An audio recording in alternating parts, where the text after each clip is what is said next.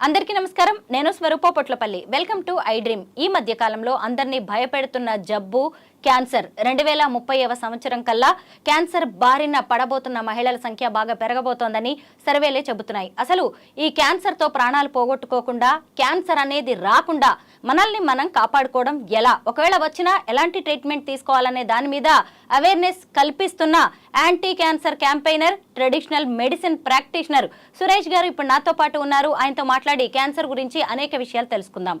నమస్తే సురేష్ గారు. నమస్కారం అండి. ఈ మధ్య కాలంలో చాలా మంది క్యాన్సర్ బారిన పడుతున్నారు. అసలు ఇది వింటుంటేనే చాలా బాధగా అనిపిస్తుంది. ఇలా అందరికీ చిన్న పెద్ద తేడా లేకుండా క్యాన్సర్ రావడానికి గల కారణాలు ఏంటంటారు? మేడం, దీనికి బేసిక్ రీజన్ ఏంటి అని అంటే మనం లైఫ్ స్టైల్ మారిపోయింది. బాగా చాలా అడల్ట్రేషన్ అయిపోయినాం. అంటే అలవాట్లలో అడల్ట్రేషన్ అయిపోయినాము, తీసుకునే ఫుడ్లో అడల్ట్రేషన్ అయిపోయినాము, పొల్యూషన్ అయిపోయినాము. అంటే తెలిసి వాంటెడ్గా మనమే మన ఏదైతే ఎన్వైర్న్మెంట్ ఉందో దాన్ని నాశనం చేసుకుంటున్నాం. మదర్స్కి వచ్చేసరికి ఏం జరుగుతుంది అని అంటే, బేసిక్గా మదర్స్కి వచ్చేసరికి ఏం జరుగుతుందంటే వాళ్ళు సాక్రిఫైస్ ఎక్కువ చేస్తారు. పిల్లల కొరకు పొద్దున్నే బ్రేక్ఫాస్ట్ స్కిప్ చేస్తూ ఉంటారు, మధ్యాహ్నం ఏదో టైంకి ఇర్రెగ్యులర్ టైంలో తింటూ ఉంటారు, నైట్ ఉన్నది తింటారు లేకపోతే లేదని పడుకుంటారు. అంటే ఈ వాళ్ళు పెరిగే క్రమం దాకా 40 ఇయర్స్ దాకా వాళ్ళు తీసుకోవాల్సిన న్యూట్రిషన్ ఏదైతే ఉందో, బేసిక్ ఏదైతే ఉందో అది మిస్ చేస్తూ ఉంటారు. దానికి తోడు వాళ్ళకి జనరల్గానే వాళ్ళ సైకిల్స్లో ఉండే డిస్కంఫర్ట్స్ లేకపోతే ఇర్రెగ్యులర్స్, హార్మోనల్ ఇంబ్యాలెన్స్, ఎవ్రీథింగ్ వాళ్ళకి చాలా క్రూషియల్. యాక్చువల్గా ఉమెన్ బాడీ చాలా కాంప్లెక్స్, అంటే మెన్ కంటే చాలా స్ట్రాంగ్గా అండ్ చాలా సెన్సిటివ్గా ఉండే బాడీ. కానీ దాన్ని వాళ్ళు ఎక్కడైతే స్ట్రెంథెన్ చేయాలో దాన్ని మిస్ చేస్తున్నారు. దానికి కారణం ఏంటి అని అంటే ఫ్యామిలీ లైఫ్ ప్రెషర్ కావచ్చు, రెండు బ్యాలెన్స్ చేయలేకపోవచ్చు, చాలా రీజన్స్ ఉన్నాయి. మెయిన్లీ ఏంటంటే nutrition deficiency and hormonal imbalance. 40 years లోపు వాళ్ళు న్యూట్రిషన్ స్ట్రెంథెన్ లేకపోవడం, మెనోపాజ్, ఆఫ్టర్ మెనోపాజ్, ప్రీ మెనోపాజ్లో వాళ్ళ బాడీ చాలా వీకెన్ ఉంటుంది. ఆ వీకెండ్ సిస్టంలో ఎక్కడైతే మీరు న్యూట్రిషన్ బ్యాలెన్స్ చేయలేదో, న్యూట్రిషన్ డెఫిషియన్సీ ఎక్కడైతే ఉందో ఆ న్యూట్రిషన్ డెఫిషియన్సీని పట్టుకొని ఈ హార్మోనల్ ఇంబ్యాలెన్స్ కలిపి ఏ ఆర్గాన్ వీక్ ఉంటే దానికి ఎఫెక్ట్ అవుతుంది. అక్కడ మెయిన్ ప్రాబ్లం ఏంటి అని అంటే, అక్కడ gynaec related cancers, breast cancers మెయిన్గా ఇప్పుడు భయపెడుతున్న విషయం. అంటే నేను రీసెంట్గా ఒక సర్వే చదివాను, 2030కి 85% పెరగబోతున్నాయని, తెలుగు రాష్ట్రాల్లో ఎస్పెషల్లీ. దీనికి చాలా కారణాలు ఉన్నాయి. దాంట్లో మేజర్ ఏంటి అంటే న్యూట్రిషన్ డెఫిషియన్సీ.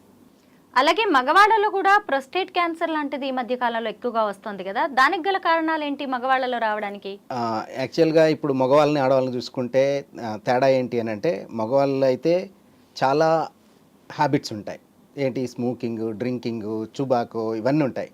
కానీ ఉమెన్లో ఇవన్నీ ఉండకపోయినా వాళ్ళు ఎఫెక్ట్ అవుతున్నారు. వీళ్ళు ఇవి ఉన్నా కానీ తక్కువ పర్సెంటేజ్ ఉంది. ఇప్పుడు ఒక క్యాన్సర్ హాస్పిటల్కి వెళ్తే 100 మందిని తీసుకుంటే 80% ఉమెన్ ఉంటారు, అదే 20% మెన్ ఉంటారు. ఉన్న వాళ్ళలో కూడా డిటెక్ట్ అయ్యే పర్సంటేజ్ ఎట్లా అని అంటే, వాళ్ళకు కూడా ఇప్పుడు ప్రోస్టేట్ గ్లాండ్ ఎట్లా అయితే ఇంపార్టెంటో మెన్కి, ఉమెన్కి హార్మోనల్ ఈస్ట్రోజన్ హార్మోన్, అంటే ఈ రెండు వాళ్ళకి అది రిప్రజెంట్ చేస్తుంది, వీళ్ళకి ఇది రిప్రజెంట్ చేస్తుంది. ఇది ఎప్పుడైతే లైఫ్ స్టైల్లో కానీ వాళ్ళు తీసుకునే న్యూట్రిషన్ బేసిక్స్లో కానీ ఎక్కడైతే డిఫెన్స్ వస్తుందో అక్కడ వాళ్ళకి అది ఎఫెక్ట్ అయ్యే ఛాన్స్ ఉంటుంది. ఈ మధ్య కాలంలో ఎక్కువ చూసేది ఏంటంటే థ్రోట్ క్యాన్సర్స్, ఎందుకంటే టుబాకో వల్ల, లంగ్ క్యాన్సర్స్ పొల్యూషన్ వల్ల, అది కూడా టుబాకో వల్ల. అండ్ ఎవరైతే టొబాకోని ఎక్కువ చేస్తుంటారో గట్ సిస్టంలో కూడా ప్రాబ్లమ్స్ వచ్చే అవకాశం ఉంది. మేజర్గా ఎక్కడ చూస్తామంటే B12 deficiency, D deficiency and కొన్ని vitamin mineral deficiency, mineral deficiency, ఇవి కూడా క్యాన్సర్కి రావడానికి కారణం. క్యాన్సర్ వచ్చింది అని అంటే వచ్చిన తర్వాత ట్రీట్మెంట్కి వెళ్ళడానికి, ట్రీట్మెంట్ తీసుకోవడానికి ఇంట్రెస్ట్ చూపిస్తున్నారు. కానీ ప్రివెన్షన్ చేద్దాము, రాకుండా ఉండడానికి చూద్దాము, అరే నా ఫ్యామిలీలో ఒకరు వచ్చారులే, అది రాకుండా నా దాకా రాకుండా నేను ఎలా ప్రివెన్షన్ చేయొచ్చు అనే విషయం చాలామంది మర్చిపోతున్నారు.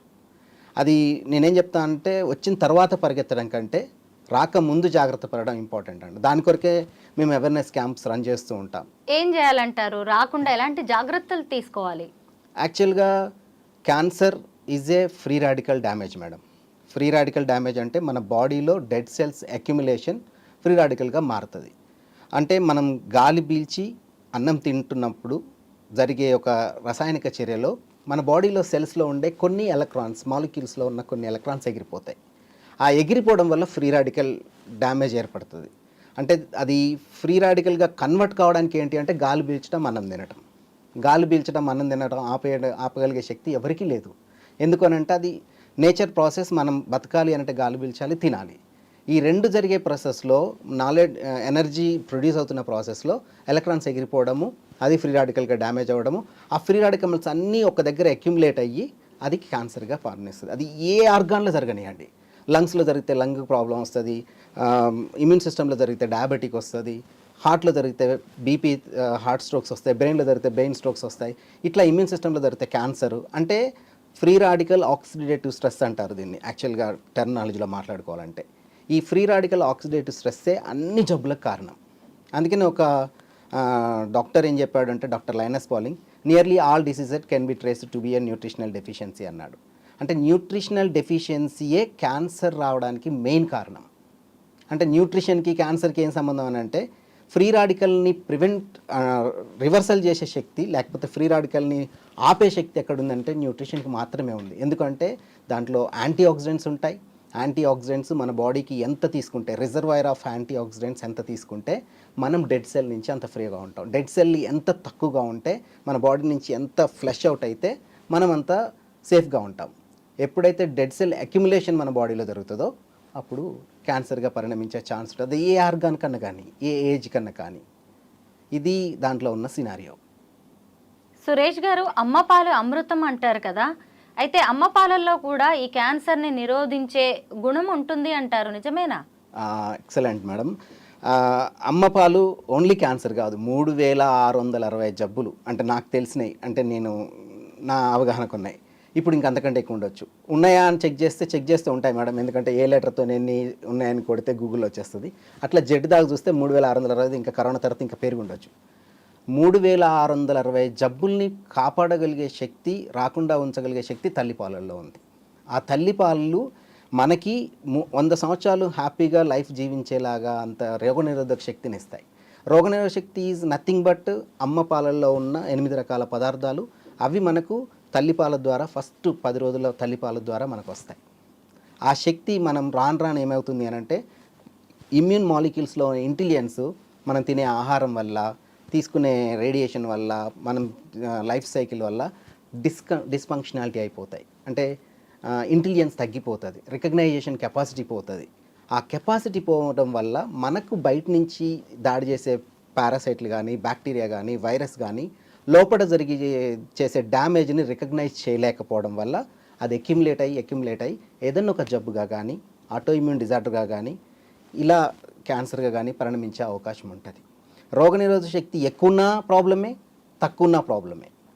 తల్లిపాలు ఇచ్చింది బ్యాలెన్స్డ్ ఇమ్యూన్ శక్తి ఇచ్చింది. కానీ మనం తినే ఫుడ్ల వల్ల, లేకపోతే మన ఓవర్ యాక్టివ్ వల్ల ఇమ్యూన్ డిస్ఫంక్షనాలిటీ అయ్యి ఓవర్గా అయ్యి మన మీద దాడి చేసి జరిగే పరిణామాలే ఆటో ఇమ్యూన్ డిజార్డర్స్. అంటే రోగనిరోధక శక్తి మన మీద దాడి చేస్తే, మనకు కాపాడాల్సిన రోగనిరోధక శక్తి మన మీద దాడి చేస్తే జరిగే పరిణామమే ఆటో ఇమ్యూన్ డిజార్డర్స్. దాంట్లో 165 ఉన్నాయి. దాంట్లో బీపీ ఉంది, దాంట్లో ఆస్తమా ఉంది, దాంట్లో థైరాయిడ్ ఉంది.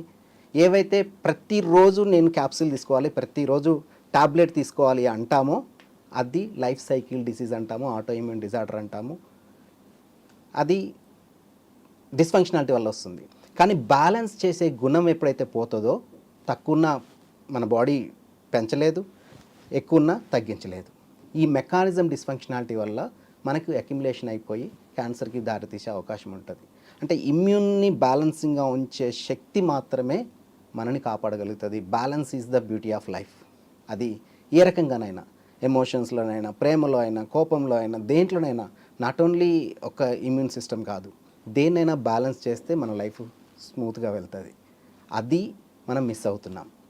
తల్లిపాలల్లో అంత శక్తి ఉంది. తల్లిపాలలో 8 రకాల పదార్థాలు ఉన్నాయి. ఆ 8 రకాల పదార్థాల్లో ఒక్క మాలిక్యూల్ మాత్రమే మనని ఏ జబ్బు నుంచి రాకుండా కాపాడగలుగుతుంది. చాలా రకాల క్యాన్సర్స్ ఫైనల్ స్టేజ్కి వచ్చిన దాకా కూడా బయటపడట్లేదు. ఒకవైపు క్యాన్సర్ ఉందని తెలియగానే కీమోథెరపీ మొదలవుతుంది, రేడియేషన్, హై డోసేజ్ మెడిసిన్ ఇస్తారు. అయినా సరే ఇంత ట్రీట్మెంట్ ఇచ్చినా సరే ఏ పెద్ద డాక్టర్ కూడా వీళ్ళు బతుకుతారు అని గ్యారంటీ ఇవ్వలేని పరిస్థితులు ఉన్నాయి. అలాంటప్పుడు మీ ట్రెడిషనల్ మెడిసిన్తో క్యాన్సర్ని ఎలా క్యూర్ చేయొచ్చు అంటారు? Okay madam, thank you very much, wonderful question. Cancer ఉన్న బ్యాడ్ స్టేజ్ ఏంది అంటే, బ్యాడ్ సిమ్టమ్ ఏంది అని అంటే 3rd, 4th స్టేజ్ దాకా డిటెక్ట్ కాదు. ఎందుకు అని అంటే ఆ సిమ్టమ్ మనకు తెలిసేసరికి చాలా దూరం ఉంటుంది కదా, ఫ్రీ రాడికల్ డ్యామేజ్ అని. అంటే మన బాడీ లోపల జరిగే చాలా చాలా మైన్యూట్లో జరిగే సిమ్టమ్స్ ఏవైతే ఉంటాయో మనం రికగ్నైజ్ చేయము. నాకు ఒక కడుపు నొప్పి వస్తుంది, లేకపోతే ఒక తలనొప్పి వస్తుంది అని అంటే ఏదో దానివల్ల వస్తుంది, కానీ లోపల ఇంకేదో డెవలప్ అవుతుంది అనే విషయం ఎవరు ఆలోచించరు. అంతేందుకు చాలా నీట్గా మంచిగా నడుచుకుంటూ నవ్వుకుంటూ పోయిన వాళ్ళు కూడా నీకు కూర్చుని నువ్వు టెస్ట్ చేస్తే నీకు 3rd స్టేజ్ 4th స్టేజ్ అంటారు. అంటే 3rd స్టేజ్ 4th స్టేజ్ దాకా ఆ ప్రాబ్లమ్ని రికగ్నైజ్ చేసే శక్తి వేరే ఎక్కడ లేదు. మీరు స్కాన్ చేసినా కానీ 1 వీక్ ముందు చేస్తే మంచిగా ఉంటాడు, 1 వీక్ తర్వాత చూస్తే 3rd స్టేజ్ 4th స్టేజ్ అంటారు. 1st, 2nd స్టేజ్లో రికరెక్ట్ కావడం అనేది చాలా గాడ్ అసలు వాళ్ళకి ఇచ్చిన వరం అనుకోవాలి. ఎందుకనంటే ఆ స్టేజ్లో డాక్టర్స్ చేతిలో చాలా ఉంటుంది, మన నేచురల్ చేతిలో చాలా ఉంటుంది. ఈవెన్ 3rd స్టేజ్ 4th స్టేజ్కి వచ్చేసరికి ఒక్కొక్క కండిషన్లో డాక్టర్స్ కూడా ఏముండదు. అంటే ఇప్పుడు వాళ్ళకి తెలిసిన ప్రోటోకాల్ ఏంటి అని అంటే, క్యాన్సర్ వచ్చింది, బాడీలో ఉన్న క్యాన్సర్ సెల్స్ని ఫస్ట్ చేయాల్సిన డిఫెన్స్ ఏంటంటే క్యాన్సర్ సెల్స్ని చంపేయడం. ఆ చంపేయడానికి వాళ్ళకి ఫస్ట్ ఉన్న మెథడ్ ఏంటి అని అంటే కీమో. అంటే కీమో ఒక రకమైన మెడిసిన్ని లోపలికి పంపించి అన్ని సెల్స్ని చంపేయడం. ఇది అందుకు మంచిది, అంతకు మించి చెడు. ఎందుకు అని అంటే cancer cell is nothing but acid wash. బాడీలోకి వెళ్ళిన తర్వాత అన్ని రకాల సెల్స్ని చంపేస్తుంది. అన్ని రకాల సెల్ అంటే ఆలోచించాలి, తినాలి, నిద్రపోవాలి, ఇంకా ఎలాంటి అయినా వాళ్ళు ఆల్మోస్ట్ ఏ ఫీలింగ్స్ లేని ఒక పర్సన్గా జడ పదార్థంగా మిగిలిపోతారు. అట్లా 1 కీమో, 3 కీమో, 4 కీమో, 5 కీమోస్కి వాళ్ళ లైఫ్ స్టాప్ చేయాల్సిన పరిస్థితి వస్తుంది.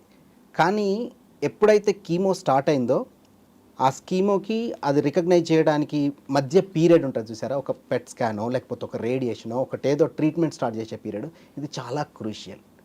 ఈ పీరియడ్ దాకా ఈవెన్ ఒక ట్యాబ్లెట్ వాళ్ళకి సజెషన్ అందదు, ఒక ఫుడ్ సజెషన్ అందదు, హాస్పిటల్ చుట్టూ తిరగడము, ఆ డాక్టర్ అనడం, ఈ డాక్టర్ అనడం. కానీ అప్పుడు చేయాల్సినది ఏదైతే తీసుకుంటామో ఫస్ట్ స్టేజ్లో అది చాలా ఇంపార్టెంట్.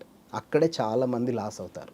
ఏం చేయాలి అని అంటే దానికి రివర్సల్గా మనకు నేచర్ చాలా ఇచ్చింది. చాలా యాంటీ క్యాన్సర్ మాలిక్యూల్స్ ఉన్నాయి, యాంటీ క్యాన్సర్ హెర్బ్స్ ఉన్నాయి, యాంటీ క్యాన్సర్ ఫుడ్ ఉంది, అన్నీ ఉన్నాయి.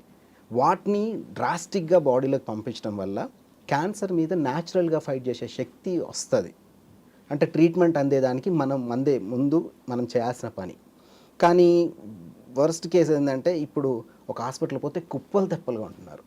వాళ్ళకి ఆ షెడ్యూల్ రావాలి, వీళ్ళకి డయాగ్నోస్ కావాలి, వీళ్ళకి ట్రీట్మెంట్ స్టార్ట్ చేయాలి. ఈ అంత ప్రాసెస్లో చాలా దూరం వెళ్ళిపోయి దాన్ని చేతుల్లోకి తీసుకురావడం చాలా కష్టం అవుతుంది. కానీ నిజంగా కనుక సీరియస్గా ట్రై చేస్తే నేచర్ మనకు చాలా మంచి హెర్బ్స్ ఇచ్చింది. ఆయుర్వేదంలో చాలా ఉంది, న్యాచురల్ మెడిసిన్లో చాలా ఉంది, ఆవు పాలల్లో చాలా ఉంది, మదర్ మాలిక్యూల్స్లో చాలా ఉంది, ఇట్లా చాలా ఉన్నాయి.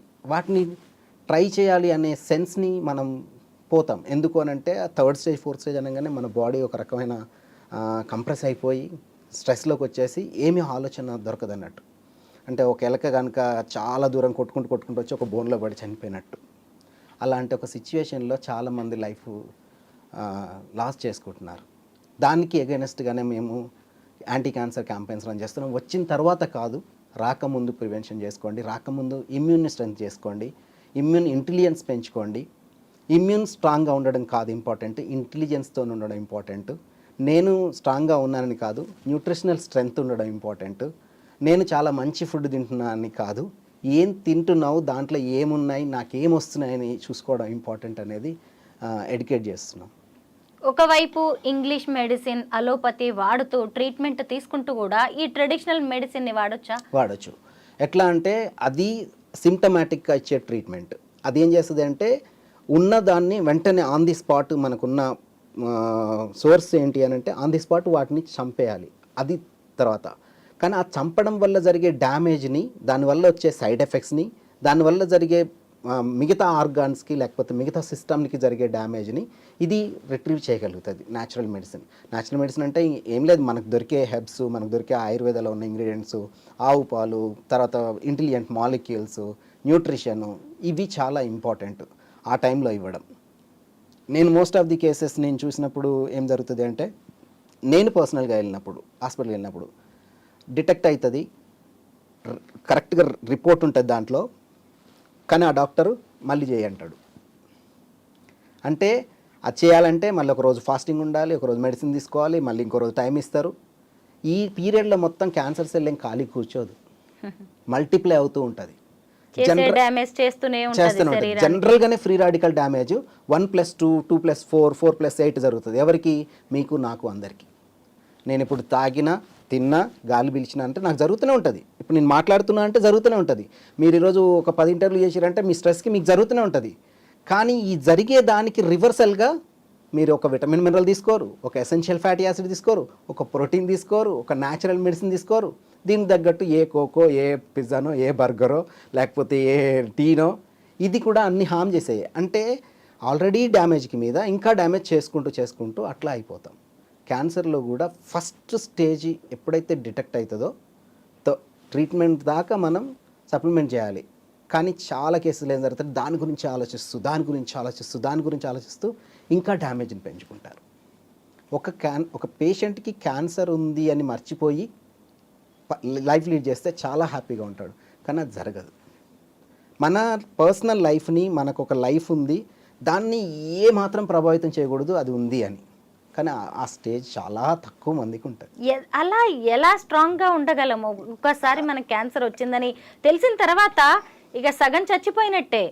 అదే అట్లా అయిన వాళ్ళే ఎక్కువ మంది లాస్ అవుతారు. కానీ చూసుకుంటే మనకు చాలామంది సెలబ్రిటీలు సర్వైవ్ అయిన వాళ్ళు ఉన్నారు. అవును, సర్వైవ్ అయిన వాళ్ళు అంటే వాళ్ళకి ఏదో డబ్బు ఉందని కాదు, లేకపోతే వాళ్ళకి ఇంకేదో అడ్వాన్స్ ట్రీట్మెంట్ అని కాదు. విల్ పవర్ ప్లస్ వాళ్ళు తీసుకునే ఫుడ్, వాళ్ళు పాటించే నియమాలు చాలా ఇంపార్టెంట్. ఇప్పుడు నేనున్న ఒక క్యాన్సర్కి నేను ఒకటి సజెస్ట్ చేశాను అనుకోండి, ఒక ఓవర్ ద పీరియడ్ వాడిన తర్వాత నేను మంచిగా ఉన్నా అని ఆపేస్తాం, బాగున్నా కదా అనుకుంటాం. కానీ కొన్ని రోజుల తర్వాత మళ్ళీ రికరింగ్ వస్తుంది. ఎందుకు అంటే అది పూర్తిగా నీ బాడీలో నుంచి వెళ్ళే ఛాన్స్ లేదు. మళ్ళీ తీసుకునే ఆ కీమో కూడా, అది కూడా second stage cancer, second time cancer తీసుకురావడానికి ఒక ఛాన్స్ ఉంది. ఛాన్స్ ఉంది అంటే నేను చెప్పట్లేదు, సర్వేస్ చెప్తున్నాయి, లేకపోతే స్టడీస్ చెప్తున్నాయి. అంటే ఇవన్నీ కలిసి కూడా రికరింగ్ రావడానికి ఛాన్స్ ఉంది. ఆ రికరింగ్ని ఆపాలి అని అంటే మనం ఇమ్యూన్ ఇంటెలిజెన్స్ని పెంచుకోవడం ఒక్కటే మార్గం. అంటే మన బాడీ ఫస్ట్ లైన్ డిఫెన్స్ సిస్టమ్ని ఏదైతే ఉందో దాన్ని ఎడ్యుకేట్ చేస్తూ దాన్ని స్ట్రాంగ్ చేసుకోవటమే ఇంపార్టెంట్. మనం కరోనాలో కూడా చూసుకుంటే అంతా ఇమ్యూనిటీ అన్నారు, ఇమ్యూనిటీ మీద పడ్డారు. ఫస్ట్ స్టేజ్లో ఏమో తెలియక గందరగోళంగా ఏదో ప్రోటోకాల్స్ ఏదో నడిచినాయి. సెకండ్ స్టేజ్ అందరూ స్ట్రాంగ్ అయిపోయి హర్డ్ ఇమ్యూనిటీ వచ్చేసి థర్డ్ స్టేజ్ లైట్ అయిపోయింది. అంటే మన బాడీయే మనకి పెద్ద డిఫెన్స్ సిస్టమ్. అందుకనే దేహమే దేవాలయం అంటాం. అంటే అది మర్చిపోతున్నాం అందరం. నాకు ఈరోజు నేను దోశ తిన్నా, బిర్యానీ తిన్నా, నైట్ ఇంకేదో తిన్నా, దానివల్ల నాకేం వచ్చింది? ఏమీ రాదు. నీ బాడీ నడవాలి అని అంటే, మీ బాడీ నడవాలంటే 13 విటమిన్స్ 15 మినరల్స్ ఎవ్రీ డే వేయాల్సిందే, మీరు ఇవాళ తిన్నా, ఉపవాసం ఉన్నా, లేకపోయినా. ఎందుకు అని అంటే బాడీలో ప్రతి ఆర్గానికి ఒక ఫుడ్ కావాలి. ఆ ఫుడ్ మీరు ఇవ్వనంత సేపు మిమ్మల్ని అడగదు, నోరు లేదు, అడగదు. కానీ మిమ్మల్ని ఎప్పుడు గెలిపించడానికి ట్రై చేస్తుంటుంది. గెలిపించి ఒక ఫైన్ డే కొలాప్స్ అవుతుంది. అవే ఆల్ ఆఫ్ సడన్, అరే నిన్నటిదాకా బాగుండు, మొన్నటిదాకా బాగుండు. ఎందుకు మేడం 30 ఇయర్స్కి హార్ట్ అటాక్స్? ఎందుకు 40 ఇయర్స్కి హార్ట్ అటాక్? ఎందుకు అని అంటే మీరు ఎసెన్షియల్ ఫ్యాటీ యాసిడ్ ఇవ్వకపోతే, మీ గుండెకి కావాల్సిన ఆహారం ఇవ్వకపోతే, మీ గుండెకి కావాల్సిన యాంటీ ఆక్సిడెంట్స్ ఇవ్వకపోతే, ఓవర్ ద పీరియడ్. అంటే ఎలాంటి వాళ్ళల్లో ఎక్కువ చూస్తామంటే, ఎక్కువ స్ట్రెస్ ఎవరైతే తీసుకుంటారో, ఎక్కువ మానసికంగా ఎక్కడైతే వేదనకు ఉంటారో, ఎక్కువ ఇర్రెగ్యులర్ టైమింగ్స్ మెయింటైన్ చేస్తారు, వీళ్ళకి చాలా డేంజర్. అంటే ఇమ్యూన్ని కావాలని చంపేయటం, అది వాంటెడ్లీ అన్వాంటెడ్లీ తెలియక జరుగుతూ ఉంటాయి. దానికి తోడు మనకున్న సర్కమ్స్టాన్సెస్, పొల్యూషన్స్, ఇవన్నీ ఉండనే ఉన్నాయి. ఇవన్నీ చేయాలంటే మనల్ని కాపాడేది ఒక్కటే, ఇమ్యూన్ స్ట్రెంత్ చేసుకోవటం, ఇమ్యూన్ని యాక్టివేట్లో ఉంచుకోవడం. 2 గంటల్లో ఇమ్యూన్ యాక్టివేట్ చేస్తా అని సైంటిఫికల్గా ప్రూవ్ చేసినవి చాలా ఉన్నాయి. 2 గంటల్లో ఇమ్యూన్ యాక్టివేట్ చేస్తా అని ఇట్స్ ఏ సైంటిఫికల్లీ ప్రూవెన్. కానీ అవన్నీ వదిలేసి మనం సిమ్టమ్ వచ్చిందా, సిమ్టమ్ రాగానే పరిగెడుతున్నాం, పోగానే డాక్టర్కి సిమ్టమ్ చెప్పగానే సిమ్టమ్ మెడిసిన్ రాస్తాడు, వెంటనే టెస్ట్ రాస్తాడు, ఆ టెస్ట్కి మందు ఇస్తాడు, సిమ్టమ్కి ట్రీట్మెంట్ చేస్తాడు. ఆ సిమ్టమ్ రావడానికి ఏం జరిగింది బిఫోర్ అనేది ఎవరు మాట్లాడరు, మనం ఆలోచించం. మేమేం చెప్తామనంటే prevention is better than cure. రాకముందు నీకు వచ్చే జబ్బు కాస్ట్లీ, నువ్వు దానికి పెట్టే ఖర్చు కాస్ట్లీ కాదు. అంటే ఏంటి, క్యాన్సర్ రాకముందే మెడిసిన్ వాడాలని అంటున్నారా మీరు? మెడిసిన్ అనట్లా, మెడిసిన్ ఈజ్ డిఫరెంట్, రాకముందు ప్రివెన్షన్ అనేది డిఫరెంట్. రాకముందు ప్రివెన్షన్ ఎట్లా, మన ఫుడ్ దాంట్లో న్యూట్రిషన్ పెంచుకోవడం, ప్రోటీన్స్ పెంచుకోవడం, మంచి ఫ్యాట్ తీసుకోవడం. మనం తినే ఫ్యాట్ అంతా వర్స్ట్ ఫ్యాటే కదా మేడం. నిజమే. ఇప్పుడు మనం ఉన్నదే హైదరాబాద్, కాంక్రీట్ జంగిల్, పీల్చే గాలి, తాగే నీరు, తినే తిండి అన్నీ కలుషితమైపోయాయి. ఉరుకులు పరుగుల జీవితాలు, ఎక్కడ పరుగాపాలో అర్థం కావట్లేదు. ఇలాంటి పరిస్థితుల్లో అసలు మనల్ని మనం ఎలా రక్షించుకోవాలి, ఇమ్యూనిటీని ఎలా పెంచుకోవాలి, ఇమ్యూన్ సిస్టమ్ని స్ట్రెంగ్తన్ చేసుకోవడం ఎలా? సింపుల్గా చెప్తా. మీరు ఈరోజు పొద్దున బ్రేక్ఫాస్ట్ చేశారు, లంచ్ చేశారు, డిన్నర్ చేశారు, సాయంత్రం వరకు అయిపోతుంది. ఈరోజు ఏం పని చేశారు అని మీరు చెక్ చేసుకుంటారు, కానీ ఈరోజు నేను ఏం తిన్నా, నా బాడీకి ఏం ఇచ్చా అని చెక్ చేసుకోవటం మర్చిపోతున్నాను. మీరు ఈరోజు నట్స్ తిన్నారా, ఈరోజు ఎసెన్షియల్ ఫ్యాటీ యాసిడ్ తిన్నారా, ఈరోజు ప్రోటీన్ తిన్నారా, ఈరోజు విటమిన్ మినరల్స్ వేసుకున్నారా, మీకు గుండె కావాల్సిన ఆహారం ఇచ్చారా, మీ కిడ్నీ కావాల్సిన ఆహారం ఇచ్చారా, నాకు లివర్ కావాల్సిన ఇచ్చారా, ఏమీ. కానీ వాటికి కూడా అవసరం ఉంది, వాటికి కూడా నోరు ఉంది, వాటికి కూడా న్యూట్రియంట్స్ అవసరం. అవన్నీ ఇవ్వకపోవడం వల్ల మనం సింపుల్గా నేను బాగా ఉండాలి సురేష్ గారు నన్ను అడిగితే ఏం లేదు, ప్రతిరోజు 13 విటమిన్స్ 15 మినరల్స్ తీసుకోవాలి, ఎసెన్షియల్ ఫ్యాటీ యాసిడ్ తీసుకోవాలి, మంచి ప్రోటీన్ తీసుకోవాలి. మంచి ప్రోటీన్ ఎక్కడ దొరుకుతుంది అంటే ప్రోటీన్ రిచ్ ఫుడ్ అని కొడితే మస్తు మన కళ్ళ ముందు వస్తాయి. తీసుకోగలిగితే ఫుడ్ ద్వారా తీసుకోవచ్చు, లేకపోతే సప్లిమెంటేషన్కి వెళ్ళొచ్చు. ఎసెన్షియల్ ఫ్యాటీ యాసిడ్ ఎక్కడ దొరుకుతుంది అంటే మ్యాక్సిమం వచ్చేది ఫిష్ ఆయిల్లో అంటారు. నేను నాన్ వెజ్ సోర్స్ తీసుకోను అంటే వెజ్ సోర్స్లో కూడా ఉంటాయి, మా లాంటి వాళ్ళని అడిగితే చెప్తాము. ఓకే, 13 విటమిన్స్ 15 మినరల్స్ ఎక్కడ ఉంటాయంటే మనం తినే పండ్లు, కూరగాయలు, ఆకుకూరల్లో అన్నీ ఉంటాయి. కానీ బై నేచర్ వాటిల్లో కొన్ని లేవు అంటే నేచరే దాంట్లో పెట్టలే. అంటే ఒక కూరగాయలో కొన్ని మిస్ అయితే, ఒక కూరగాయలో కొన్ని మిస్ అయితే, ఒక కూరగాయలు మిస్ అయ్యి అన్ని కూరగాయలు కలిపి తిన్నా for example vitamin D, B12 ఇవి వెజ్ సోర్స్లో రావు. డి విటమిన్ మీరు సూర్యుని నుంచే తీసుకోవాలి. పొద్దున 45 మినిట్స్ మీరు ఖచ్చితంగా ఎండల్లో నిలబడాలి. కానీ 75% పీపుల్కి డి విటమిన్ లేదు, అది జర్నలిస్టులకి ఇంకా లేదు. ఓకే, అంటే సాఫ్ట్వేర్ వాళ్ళకి ఇంటర్ లేదు, అండర్ రూఫ్ పనిచేసేటోళ్ళకి లేదు, పొద్దున లేవని అంటే లేచి కూడా పిల్లల కొరకు పరిగెత్తే తల్లులకు లేదు, సాయంత్రం టీవీలకు అతుక్కుపోయే తల్లులకు లేదు. ఇలా అందరూ ఏదో ఒక రకంగా డి విటమిన్కి దూరం అవుతున్నారు. డి విటమిన్ బాడీలో లేకపోతే మిగతా న్యూట్రియంట్స్ అన్నీ ఉండి వేస్ట్. అంటే 13 విటమిన్స్ 15 మినరల్స్ నేను రోజు చెక్ చేసుకొని తినాలా సురేష్ గారు అన్నారనుకోండి, అన్నీ చెక్ చేసుకుంటున్నాం కదా, తినే ఫుడ్ కూడా చెక్ చేసుకోవాలని నేను చెప్తా. లేదు సార్ నాకు ఈ హెక్టిక్లో నేను ఇవన్నీ చూసుకోలేను అని అంటే సింపుల్, మంచి న్యూట్రియంట్స్ ఇచ్చే, మంచి విటమిన్ మినరల్స్ ఇచ్చే చాలా ఆర్గనైజేషన్స్ వాలంటరీగా చేసే వాళ్ళు ఉన్నారు. As per guidelines NIN nutrition, world health organisation and ICMR వీళ్ళ గైడ్లైన్స్తోని భారతదేశ ఆహారపు అలవాట్లకు అనుగుణంగా తయారు చేసే వాళ్ళు ఉన్నారు. ఎక్కడో అక్కడ ఏదో ఒకటి మనకి బెస్ట్ దొరుకుతుంది, దాన్ని మనం లైఫ్లో భాగం చేసుకుంటే లైఫ్ సాదాసీదాగా హ్యాపీగా జరుగుతుంది. నేనైతే రోజు 13 విటమిన్స్ 15 మినరల్స్ తీసుకుంటా, ఎసెన్షియల్ ఫ్యాటీ యాసిడ్ తీసుకుంటా, ప్రోటీన్ తీసుకుంటా, ఎవ్రీథింగ్ మ్యాక్సిమం ఉండడానికి ట్రై చేస్తా. అది అందరు చేయాలని చెప్తా. నా ఇంటెన్షన్ ఏంటంటే వచ్చాక పరిగెత్తడం బదులు రాకముందు జాగ్రత్త పడండి. ప్రతి ఒక్కరిని నేను కోరుకునేది అదే, ప్రతి ఒక్కరిని రిక్వెస్ట్ చేసేది అదే. ఎందుకు అని అంటే వచ్చిన తర్వాత దానికి పెట్టే ఖర్చు కాస్ట్లీ, పడే ఆవేదన కాస్ట్లీ, తీసుకునే పెయిన్ కాస్ట్లీ. రాకముందు మనం తీసుకునేది చాలా తక్కువ, చాలా తొందరగా మనం వాటి నుంచి బయటకు వచ్చే అవకాశం ఉంటుంది. నా ఇంటెన్షన్ 1,00,000 మందికి క్యాన్సర్ అవేర్నెస్ చేయాలని, 1,00,000 మంది జీవితాల్లో కొంచెమైనా ఆరోగ్య అవేర్నెస్ కల్పించాలని, ఎస్పెషల్లీ ఉమెన్ కొరకు నేను చేసే ప్రయత్నం. అందులో భాగంగానే చాలా మందిని కలవడం జరుగుతుంది, చాలా ఇంటర్వ్యూస్ చేయడం జరుగుతుంది, కాలేజీలలో, స్కూల్స్లో అవేర్నెస్ కార్యక్రమం రన్ చేయడం జరుగుతుంది. దానిలో భాగంగానే మీ దగ్గరికి రావడం జరిగింది. చాలా కాలం మీడియా రంగంలో పనిచేసిన మీరు ఈ యాంటీ క్యాన్సర్ క్యాంపెయినర్గా ఎలా ఎందుకు మారారు? ప్రత్యేక కారణం ఏదైనా ఉందా? చాలా ఉంది మేడం. నాకు ఊహ ఉన్నప్పుడు మా తాతగారికి థ్రోట్ క్యాన్సర్ వచ్చింది. నాకు చాలా చాలా తక్కువ ఇంట్రాక్షన్ ఆయనతోని. ఆయనకి టీ అలవాటు కూడా లేదని విన్నా. అప్పుడే అసలు ఒక మనిషికి అలవాటు లేకుండా ఒకటి వస్తుందని నా మైండ్లో అప్పటి నుంచే పడ్డది. అంటే నాకు జనరల్గా జర్నలిజంలో ఉన్న కాబట్టి క్వశ్చనింగ్ ఎక్కువ ఉంటుంది, తెలుసుకునే విషయం ఉంటుంది, జనరల్గానే నువ్వు క్వశ్చన్ బ్యాంక్ అంటారు, ఇట్లా ఉండేది. అయితే మా సర్కిల్లో నా అమ్మ సైడు 5 క్యాన్సర్ పేషెంట్లను చూశాను నేను. ప్రజెంట్ ఇప్పుడు నాకు చాలా దగ్గరగా ఉన్న వాళ్ళు కూడా సఫర్ అవుతున్నారు. వాళ్ళని మరి వాళ్ళకి మీ ట్రెడిషనల్ మెడిసిన్ 4 years నుంచి బతికిస్తున్నాను నేను వాళ్ళని.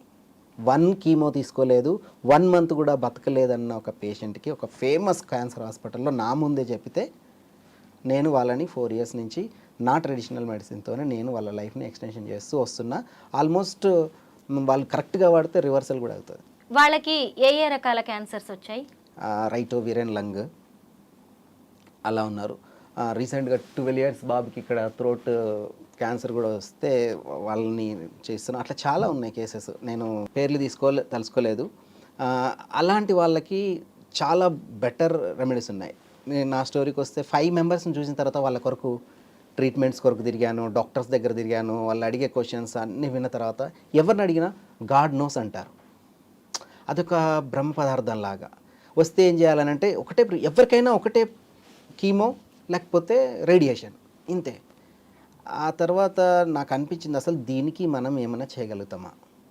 అయితే నేను ఒక మీడియా ఛానల్లో ఉన్నప్పుడు నాకు చాలా బాగా దగ్గరగా ఉన్న వాళ్ళకి డిటెక్ట్ అయింది. అప్పటికే నేను ఈ సబ్జెక్ట్ మీద రీసెర్చ్ చేసి ఉన్నాను, దీని గురించి తెలుసుకొని ఉన్నాను. మా అన్నగారికి వచ్చినప్పుడు మన రూట్ ఇది కాదు, మన దిశానిర్దేశం ఏందని నాకు అప్పుడు అర్థమైంది. అప్పటి నుంచి స్టార్ట్ చేయటం చాలామంది లైఫ్ ఇవ్వడం జరిగింది. ఒక 2000 మందిని అయితే నేను పర్సనల్గా ఎడ్యుకేట్ చేశాను మేడం. స్కూళ్ళల్లో, కాలేజ్లో అందరినీ. చాలా బ్లెస్సింగ్స్ వస్తాయి. మీ వల్లనే నేను ఇంత మంచిగా ఉన్నా అని వస్తుంది. అది చాలా అనిపిస్తుంది రోజుకి. ఒక రోజు కిక్గా అనిపిస్తుంది. అందుకే నాకేమనిపిస్తుంది అంటే అలాంటి ఒక అప్రిషియేషన్ వచ్చినప్పుడు ఇంకా మనం చేయొచ్చు, ఇంకా ఎక్కువ ఇవ్వచ్చు అనే విషయం. ఇదంతా నాకు సబ్జెక్ట్ అంతా రావడానికి, నేర్చుకోవడానికి మా గురువుగారు చాలా హెల్ప్ చేశారు. దాంట్లో భాగంగా నేను ఆయనతోని చాలా రోజులు ట్రావెల్ చేశాను. ఆయన టెస్టిమోనీస్ చూశాను, ఆయన సజెస్ట్ చేసిన విధానం చూశాను. నేను కూడా నా వంతు కంట్రిబ్యూషన్ చేయాలి సొసైటీకి అనే ఉద్దేశంతో యాంటీ క్యాన్సర్ క్యాంపెయినర్గా మారాను. ట్రెడిషనల్ మెడిసిన్ ప్రాక్టీస్ చేస్తున్నాను. ముఖ్యంగా నాకేంటంటే హెల్త్ ట్రాన్స్ఫర్మేషన్ చేయడం చాలా ఇష్టం. అంటే బెటర్ లైఫ్ ఇవ్వడం చాలా ఇష్టం. వరస్ట్ కేసు ఏంటంటే మన మాట మన ఇంట్లో వాళ్ళు, మన సరౌండింగ్స్ వాళ్ళు వినరు. అది జనరల్గా ఎవరికైనా వినరు. అంటే పెరటి చెట్టు ఔషధానికి పనికిరాదు.